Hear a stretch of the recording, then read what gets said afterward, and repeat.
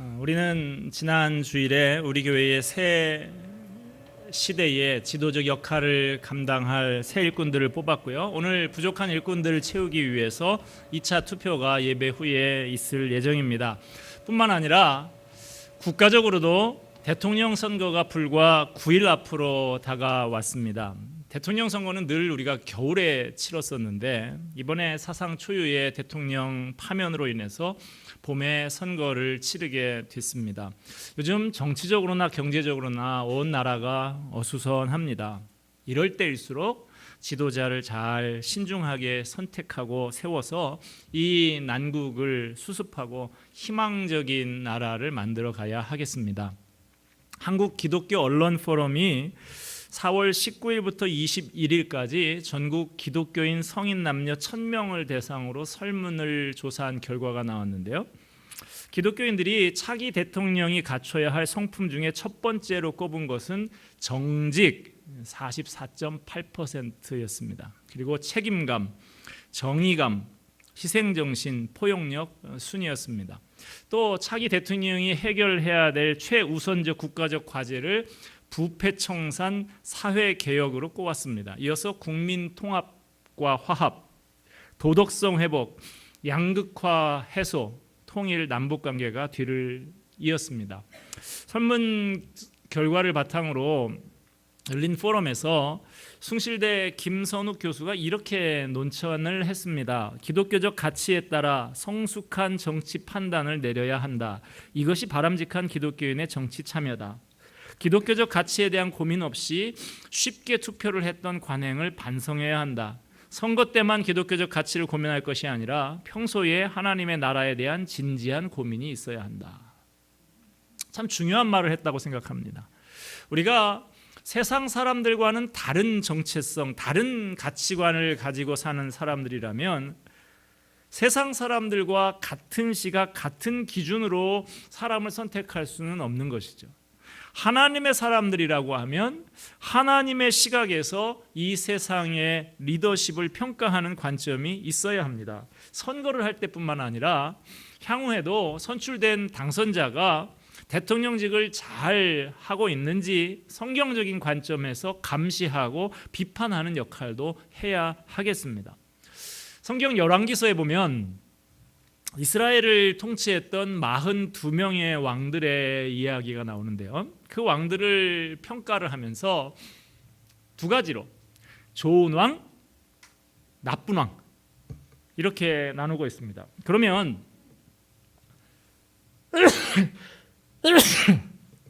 좋은 왕, 나쁜 왕을 나누는 평가의 기준이 뭐냐?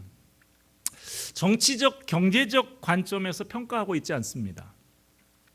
솔로몬 왕은 탁월한 정치적인 감각을 가지고 주변 나라들과의 외교 관계를 아주 능수능란하게 맺어갔던 왕이었지만 성경은 그런 부분을 그렇게 긍정적으로 평가하고 있지 않아요.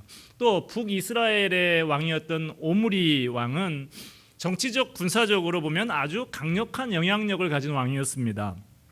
그렇지만 열왕기서는 오므리 왕에 대해서 아주 단호하게 평가합니다. 오므리가 여호와 보시기에 악을 행하되 그 전에 모든 사람보다 더욱 악하게 행하였다. 왜 이런 평가가 나오느냐? 하나님께서 생각하시는 지도자상에 맞지 않는다는 거예요. 하나님께서는 이스라엘의 왕정 체제가 들어서기 이미 수백 년 전인 출애굽 광야 시대에 하나님께서 생각하시는 지도자상이 어떤 것인지 모세를 통해서 말씀해 주셨습니다. 그것이 바로 오늘 본문 신명기 17장에 나오는 내용입니다. 이것은 1차적으로는 당시 이스라엘의 왕을 향해서 주어진 말씀이지만 이것이 영원 불변하신 하나님이 원하시는 지도자상을 담고 있는 것이라면 오늘날의 대통령이나 정치 지도자 또 교회의 지도자까지 포함해서 모두 다 유념해야 될 말씀이다 하겠습니다. 14절 말씀 우리 같이 한번 14절을 읽도록 하겠습니다. 시작. 내가 내 하나님 여호와께서 내게 주시는 땅에 이르러 그 땅을 차지하고 거주할 때에 왕을 세워야겠다는 생각이 나거든. 네. 원래 이스라엘은 왕이 필요 없는 나라예요. 왜냐하면 하나님이 그들의 왕이 되어주시는 신정국가이기 때문이죠. 그냥 하나님께서 다스리신다는 믿음을 가지고 하나님의 말씀대로만 따라서 살아가면 되는 것이죠. 그런데 그런 믿음이 없는 것이 문제죠. 하나님께서는 이 백성이 가나안 땅에 들어가서 살게 될 때 부강한 나라가 되고 싶다는 욕심 때문에 주변 나라들처럼 왕을 세우고 싶어 하게 될 것이다 라는 걸 아셨습니다. 이처럼 왕을 세우는 일은 본래 하나님께서 계획하신 일은 아니었습니다. 인간들의 끈질긴 요구를 하나님이 마지못해서 허용해 주셨을 뿐이죠. 왜 하나님이 왕을 세우는 것을 즐거워하지 않으셨을까요? 인간이 가진 권력의 속성을 잘 아시기 때문입니다. 누가 권력을 잡든지 권력의 속성은 냉정하고 추악합니다. 절대 권력은 절대 부패한다, 그런 말이 있죠. 권력을 가진 사람들은 항상 백성들에게 기쁨보다는 실망을 많이 안겨줘 왔고 앞으로도 그럴 것입니다. 아무리 선한 동기를 가진 사람도 그 권력의 자리에 앉으면 오염이 되고 맙니다.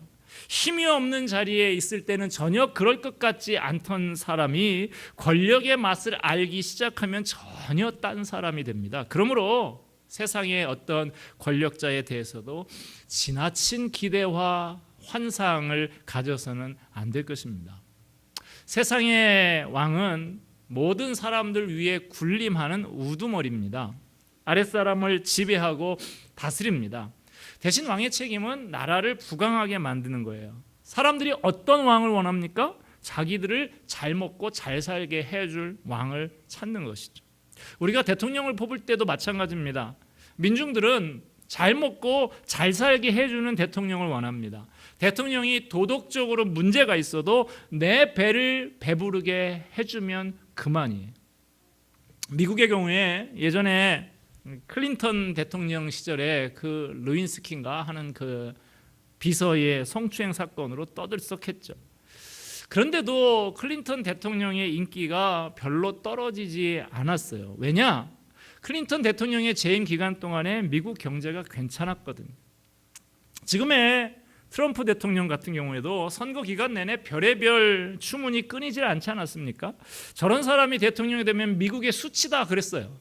그런데도 어떻게 그런 사람이 대통령이 됐습니까? 한국 같은 우방국을 등을 쳐서라도 미국 사람들 잘 살게 해주겠다는 말에 미국 사람들이 다 넘어가 버린 것이죠. 결국 잘 먹고 잘 살게 해주기만 하면 도덕적으로 문제가 있어도 괜찮다는 것 아니겠습니까? 이게 민중들의 생각이라는 것입니다.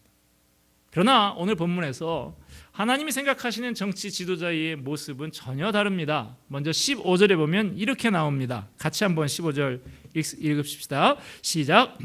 반드시 내 하나님 여호와께서 택하신 자를 내 위에 왕으로 세울 것이며 내 위에 왕을 세우려면 내 형제 중에서 한 사람을 할 것이요 내 형제 아닌 타국인을 내 위에 세우지 말 것이며. 왕을 세울 때에 너희들 맘대로 왕을 세우지 말고 하나님께서 택하신 사람을 세워야 한다는 거예요. 너희가 굳이 왕을 세워서 그 지배를 받고 살아가겠다고 하면 하나님의 마음을 잘 알고 하나님의 뜻을 잘 펼칠 수 있는 그런 사람을 세워야 한다는 말입니다. 우리가 사람을 세울 때 하나님이 택하신 사람을 세워야 합니다. 다윗의 아버지 이새는 아버지이면서도 막내 아들 다윗을 향한 하나님의 뜻을 잘 분별하지 못했습니다. 기도의 사람 사무엘만이 하나님의 인도하심을 느낄 수 있었습니다. 우리에게는 사람을 알아보는 능력이 없습니다.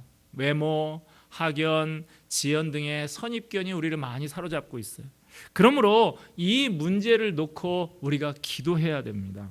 하나님이 택하신 지도자를 알아보는 분별력을 갖출 수 있도록 기도해야 하겠습니다.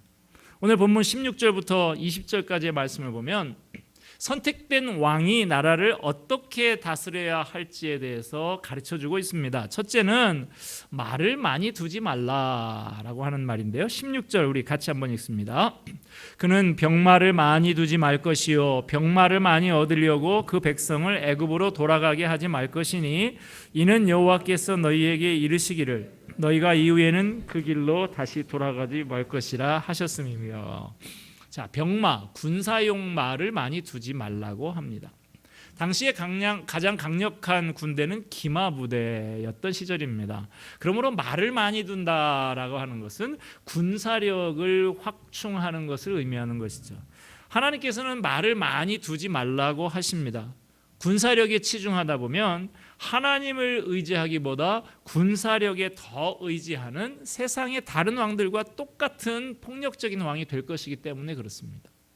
좋은 교육과 건강한 경제 시스템, 따뜻한 사회를 만드는 일을 등한시하고 군사적인 힘에만 의지하는 그런 지도자를 하나님은 원하시지 않으신다라는 것을 분명히 하고 있습니다.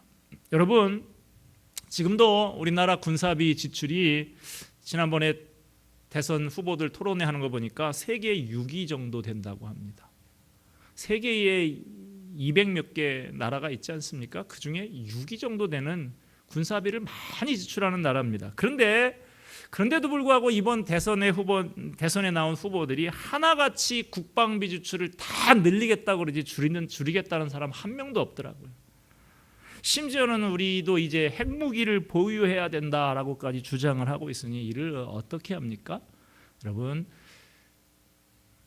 신중하게 하나님의 관점에서 그래도 상대적으로라도 더 하나님의 관점에 맞는 사람이 누군가라는 것들을 잘 생각해 봐야 될 줄로 합니다. 시편 33편 16절 17절 말씀에 많은 군대로 구원 얻는 왕이 없으며 용사가 힘이 커도 스스로 구하지 못하는도다. 구원함에 말은 헛것이며 그 큰 힘으로 구하지 못하는도다 그랬습니다.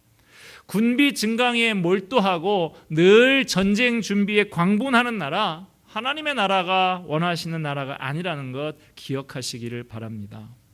병마를 많이 두지 말라는 말씀을 우리 개인적인 차원에서 좀 적용해 보자고 하면, 오늘날 우리에게 있어서 말의 자리를 차지하고 있는 것이 뭘까요?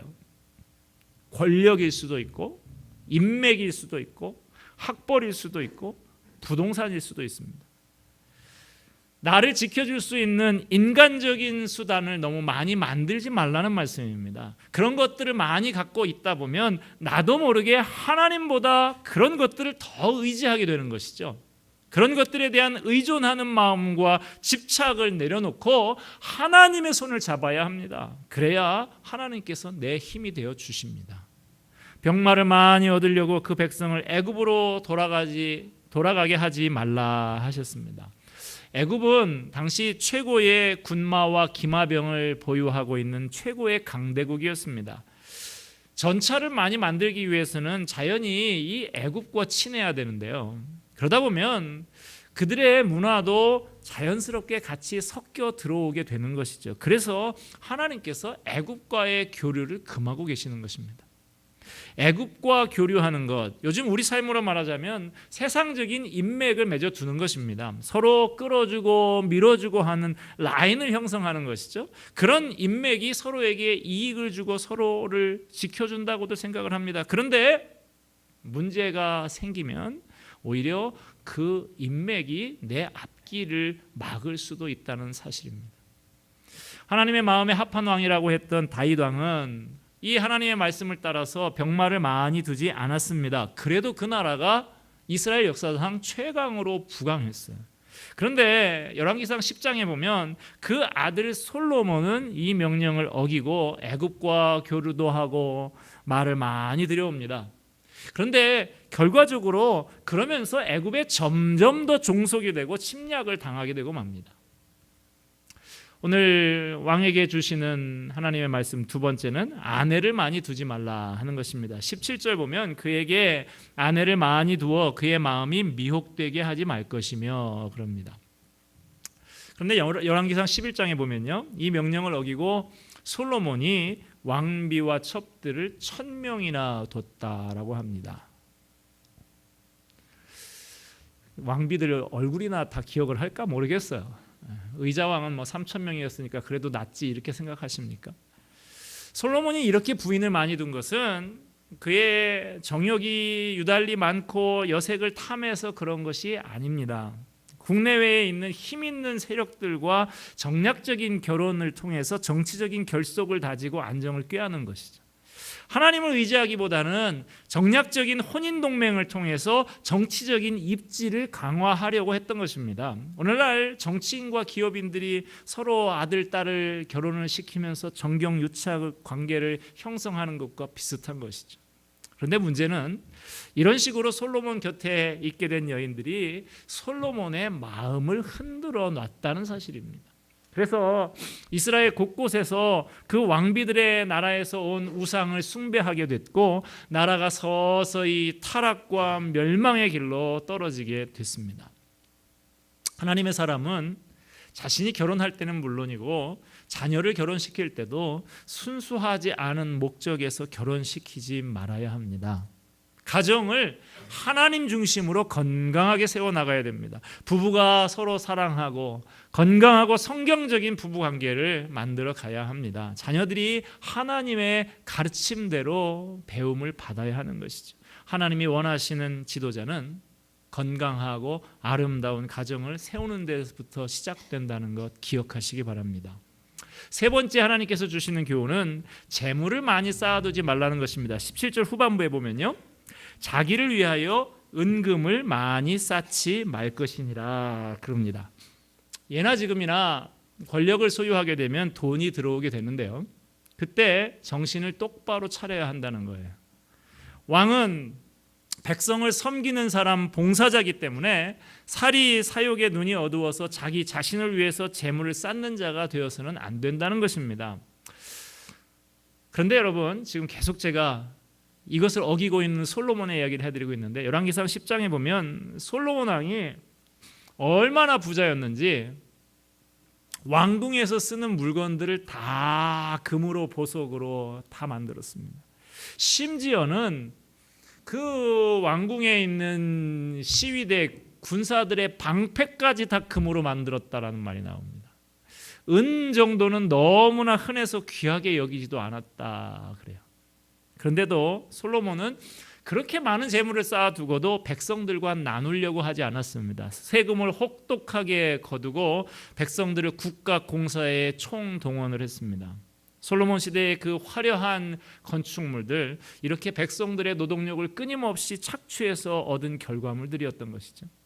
하나님은 열심히 일해서 재물을 모으는 것을 탓하지는 않으십니다. 돈을 버는 것도 하나님이 주신 복이기 때문이죠. 다만 그 얻은 재물을 가지고 고아와 과부, 나그네와 약한 자들을 돌보는 일에 풍성히 쓰기를 원하셨습니다. 가난한 사람들의 부르짖음을 외면하면 너희 기도도 듣지 않으실 것이다 라고 말씀하고 계십니다. 솔로몬이 이렇게 자신을 위해서 재산을 축적하고 세금을 남발하자 백성들의 원성을 사게 됐고, 마침내 솔로몬이 죽자마자 그 나라가 둘로 갈라지는 비극이 벌어지게 되었습니다. 재물에 대한 하나님의 경고를 제대로 듣지 않아서 결국에는 자신을 망치고 후손을 망치고 나라까지 망치고 말게 되었던 것입니다. 여러분은 하나님이 주신 재물을 어떻게들 관리하고 계십니까? 하나님께서는 자기를 위해서 재물을 쌓아두지 말라고 하십니다. 그것이 썩어서 자신과 후손에게 오히려 독이 된다고 하시는 것입니다. 우리는 축복의 종착역이 되지 말고 축복을 나누고 유통하는 축복의 통로가 되기를 바랍니다. 네 번째, 마지막입니다. 지도자에게 중요한 지침 한 가지를 더 말씀하고 계시는데, 본문 18절 19절입니다. 우리 다 같이 읽겠습니다. 그가 왕위에 오르거든 이 율법서의 등사본을 레위 사람 제사장 앞에서 책에 기록하여 평생에 자기 옆에 두고 읽어 그의 하나님 여호와 경외하기를 배우며 이 율법의 모든 말과 이 규례를 지켜 행할 것이라. 여러분, 당시에는 요즘처럼 성경이 그렇게 흔하던 시절이 아닙니다. 아직 인쇄술이 발달하지를 못했고 종이를 이렇게 얇게 만들어내지도 못하던 그런 시절인 것이죠. 그래서 성경은 두루마리에다가 쭉 쓰는, 상소문 이런 거 올리는 그런 두루마리에다가 큰 글씨로 그렇게 쓰다 보니까 그 양이 어마어마하게 방대한 것이죠. 그래서 개인 집에다가 뭐 이렇게 가볍게 둘 수 있는 게 아니고 성전에 가서 성전에 있는 큰 성경 창고에 두루마리가 수도 없이 많이 꽂혀 있는 거예요. 그러면 그 중에서 오늘은 이사야서의 말씀을 읽자 그러면 이사야 두루마리 하나 꺼내 가지고 와서 많은 사람들이 그렇게 같이 읽을 수나 있는 것이지, 이 성경을 내 것으로 개인적으로 소장한다, 거의 불가능한 것이었죠. 그런 의미에서 저는 집에 뭐 여러 나라 말로 된 여러 번역본 한 10권 정도는 가지고 있는데 저는 굉장히 부자다, 이런 생각을 가지고 있습니다. 여러분 그렇게 생각 안 하실지 모르겠지만, 자, 그런데 이런 것이 현실이었는데 하나님께서 여기 주시는 말씀 보면 왕만큼은 자기 개인 성경을 제작해서 따로 갖고 있으라는 말씀을 하고 계시는 거예요. 하나님의 말씀을 평생 동안 다른 사람은 그렇게 못하더라도 왕만큼은 늘 바로 옆에다가 곁에 두고 읽고 묵상하면서 그 말씀대로 행해야 한다는 것입니다.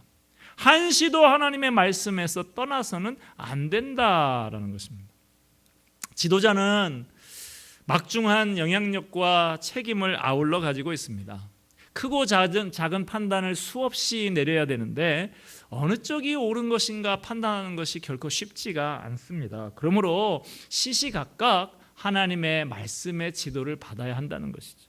늘 말씀을 가까이 하고 기도하면서 하나님의 인도를 받아야 합니다. 아이디어가 떨어질 때, 관계가 껄끄러워질 때, 상황이 꼬여갈 때 하나님의 도움을 요청해야 하는 것입니다. 자, 이렇게 늘 주의 말씀을 묵상하고 그 말씀대로 순종하면 어떻게 되는가? 본문 20절, 그리하면 그의 형제 위에 교만하지 아니하고 이 명령에서 떠나 좌로나 우로나 치우치지 아니하리니 이스라엘 중에서 그와 그의 자손이 왕위에 있는 날이 장구하리라. 높은 자리, 힘 있는 자리에 앉게 되면 나도 모르게 목에 힘이 들어가게 됩니다. 약한 사람들 무시하고 남들 위에 군림하게 됩니다. 말씀을 통해서 늘 하나님을 가까이 하는 사람만이 겸손하게 사람들을 진정으로 섬기는 자가 될 수 있습니다. 고난을 이용해서 욕심을 챙기려는 알뜰한 유혹에서 벗어날 수 있는 것이죠. 또한 말씀을 가까이 하는 사람은 좌로나 우로나 치우치지 않게 된다고 말씀하십니다. 지도자에게 필수적인 덕목이 어느 한쪽에 치우치지 않는 균형 감각이죠. 이쪽에서는 이게 맞다고 아우성을 하고 저쪽에서는 저게 맞다고 아우성인데 어떻게 균형을 잡을 것인가? 하나님의 말씀을 늘 묵상하는 지도자는 균형 잡히고 공정한 지도력을 발휘하게 된다는 것입니다. 우리 사회는 지금 보수와 진보 간에, 성장론자와 분배론자 간에, 젊은이와 기성세대 간에 갈등과 대립이 심각합니다. 도대체 여러분 뭐가 맞습니까? 들어보면 다 나름대로 합당한 이유와 근거가 있어요. 하나님이 주시는 절묘한 지혜가 아니고는 해결하기가 어렵습니다. 하나님의 말씀을 묵상하며 기도해야 이 문제를 치우침 없이 풀어나갈 수 있는 것입니다. 말씀을 맺고자 합니다. 우리 그리스도인들은 세상 사람들과는 다른 정체성, 다른 가치관을 가지고 사는 사람들입니다. 그렇다면 사람을 선택하는 데 있어서도 다른 기준을 가지고 있어야 되겠죠. 세상의 지도자를 선택할 때도, 교회의 지도자를 선택할 때도 하나님의 기준을 가지고 바라볼 수 있게 되기를 바랍니다. 성경적인 시각을 가지시기 바랍니다. 크든 작든 저와 여러분이 지도력을 발휘하는 위치에 서게 될 때 오늘 말씀을 잘 기억하시길 바랍니다.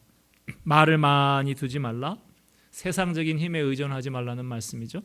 아내를 많이 두지 말라, 성적으로 깨끗하고 건강한 가정을 세워라. 재물을 자신을 위하여 쌓지 말라. 너는 축복의 종착지가 되지 말고 축복을 유통하는 통로로 살아가라. 말씀을 주야로 묵상하고 지켜 행하라. 그래서 겸손하며 치우치지 않는 사람이 되어라. 오늘 말씀을 기억하면서 선한 영향력을 끼치는 지도자, 하나님이 원하는 좋은 지도자가 되시고 또 그러한 사람을 하나님 말씀의 기준에 따라서 잘 선택하는 저와 여러분이 되기를 바랍니다. 기도하겠습니다.